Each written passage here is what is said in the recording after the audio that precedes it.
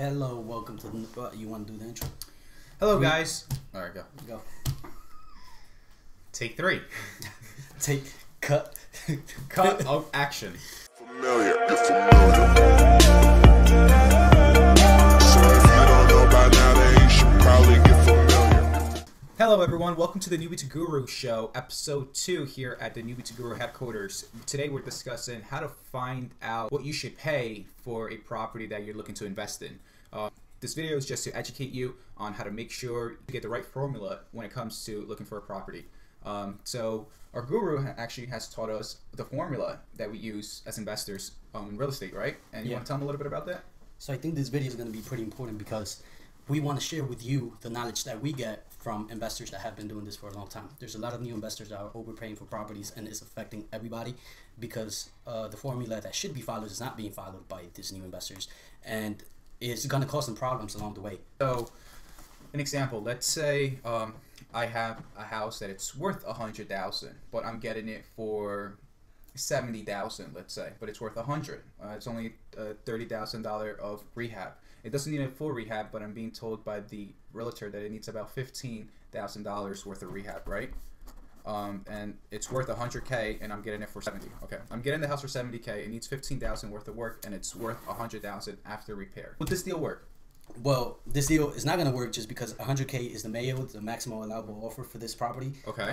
Just after we ran the comps, we realized that this property after repairs is worth $100,000. Right. So we don't want to pay more than $70,000. So if we're buying the property at $70,000 already before the repairs, then it's a no-go. It should be a no-go. So out of that $100,000 house after rehab and all done, what would be, I guess, the price that you would have paid for that house and not $70,000? So it would be exactly $55K. So you have $55K purchase price, $15,000 for renovation. You're all in at $70K, and that's 70% of what the house is worth after repairs. And then I can make about $25,000 if nothing goes wrong, if there's no oil tank. Yeah, exactly. So there's a lot of things that could go wrong, and this 30% cushion that you're having, right, saves you a lot of hassles at the end. You know, and that's why it's so hard to find deals nowadays, because that cushion is not there, just because we have a lot of new investors, and right, there's a lot of new investors that they're not getting mentorship, they're not getting guidance. So okay, and we're using $100,000 just to make the sample easier to understand, but you get the point. Is about the percentages, pretty much. Right. You want to be at 70% all in. That's your Mayo maximal allowable offer for the property. Nice. Why do we follow the 70% rule? How about we summon the guru to tell us about it? Hey, how did I get here? All right, The Guru? magic of YouTube. What's up, guys? What's going on? Guru, we have a question for you. Why do we follow the 70% rule? Oh, you mean the Mayo times 0.70 minus rehab costs. And the reason why is because different properties have different expenses involved. So I will have wholesalers ask me, how much money do I want to make on a deal? Which is a ridiculous question. Because if I'm investing $100,000 in a deal, then $40,000 is fine. If I'm investing $300,000 in a deal, then $40,000 is not fine. So how much am I going to have to put down? The size of the deal has to be relative to the profit. So if a wholesaler says to me, how much money do I want to make on a deal? Well, it really depends on how much money am I putting at risk. If I am buying a $100,000 property, then $30,000, that's a reasonable profit. If I'm risking $300,000, then $30,000 is not worth that. So we use the formula so that people who are buying small little one-families in South Jersey are following the same pattern and the same rules that someone in Upper Bergen County is using on an $800,000 property. $1 million property, $700,000 minus renovations. $100,000 property, $70,000 minus renovations. It's so that we can all work on the same formula. Traditionally, hard money lenders right now need 10% down. So if I'm buying a property that's going to be worth $100,000, or I'm purchasing a property at $100,000, that's $10,000 out of my pocket that I need to have at closing costs. So the formula is to stick with all properties, no matter what their price points, for them all to be equal. Wow. And also keep in mind that you need a cushion.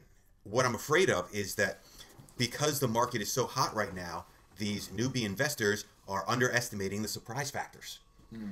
Right now, it may be working out for them because the days on market are small. They're able to sell these properties quickly.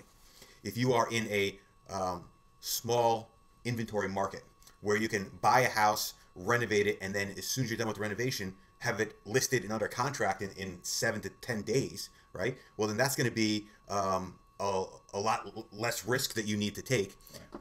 But if you're buying a house now and renovating it, and it's going to take you 6 months to renovate, that market can shift between now and then. Right. So if they're doing a 75% rule, they may not get hurt as long as those days on the market don't expand. If they're doing a 75% rule, they're fine as long as when they open up the wall, they don't find the rotting beam. There's too much risk involved.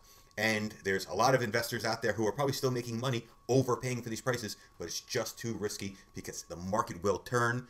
You will find surprises, delays occur, permitting issues get involved, and you have to stick with that line of 70%. Maximum allowable offer is after repaired value times 7.0 minus your best estimate on what those repairs are. And that means don't get the repair estimated from your realtor, right? Oh, absolutely. You're going to lose money by A, holding a property a lot longer than you anticipated, and that's slow bleed on those costs, and 2, rehab costs going over. Now, let me be real clear. I've almost never had a property come in exactly on the time that I thought it was. And I've almost never had a renovation cost come exactly on what it is. And I've been doing this a long time. Those numbers still tend to be inflated. If you're buying at the Mayo rule, though, you should still be fine. That Mayo rule is to take into account things that are going to happen. And they don't happen because you're a bad investor. They happen because it's the real estate market and that's the game. Yeah, and I think one bad deal could take you out the game, right? If you didn't stick with the Mayo formula, then yes. The Mayo formula follows that it's going to take into advantage reasonable unexpected delays and reasonable rehab overruns. And if you don't come across those issues and you have a smooth transition, then you make even more money. There you go. So this is no way to why go wrong. gurus follow the 70% rule. And don't let a wholesaler tell you otherwise. All right, guys. Thanks, I hear somebody, young investor in need of my help. I have to go. As you can see, real estate, it's not as easy as it seems, right? Or as people make it seem. We've been in this game for almost a year now, and we've been following this formula, and we've been going to auctions, going to probates, knocking on doors, selling mails, looking at the websites, hunting, looking at the market, looking at houses. We look about 5 to 10 properties per week. We're walking through these properties, and it's very difficult to find something within this formula. We're gonna have bad deals, but we don't want to look for a bad deal. Right? We don't want to be a sheep. We don't want to Yes. follow the sheeps, right? Yes. We want to be with the goats. We want to be in the game for a long time, so we follow the people that have been doing it for a long time. Right. That's pretty much it. Right, and that's another reason why you should stay tuned on our New to Guru show.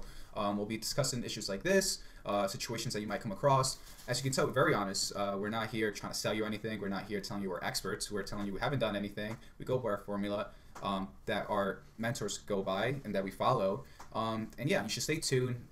Watch what's coming up next. Some of our conversations are coming up. We're going to do walkthroughs on projects that we're working on as well with Airbnb, our walkthroughs to properties, our networking events, our interviews. So there's a lot of knowledge in this channel that you're going to come across, and you should definitely subscribe. You should definitely like. And I would honestly just hit that notification button on the bottom down there somewhere so you get notified every time we release new content. As soon as this information comes out, I mean, you can go out there and start working on these deals. Use what we know. Use us as your some type of knowledge. I mean, you can watch this one video a day at night before you go to bed, and now you learn something that you would have not known before, and then you can use that next day and take action, right? Yeah, and I think it's great that we are learning as we go through our journey, and we're sharing the knowledge. So it's perfect if you don't know much about real estate. Every time we learn something new, we're gonna share it with you, and Right. that's pretty much the whole point of the channel. Right. Yeah. If you guys have any questions or anything at all, just write down in the comments below. We'll gladly answer them, and on to our next conversation. Right. Yeah. Next episode. Subscribe. Subscribe. Familiar, you're familiar.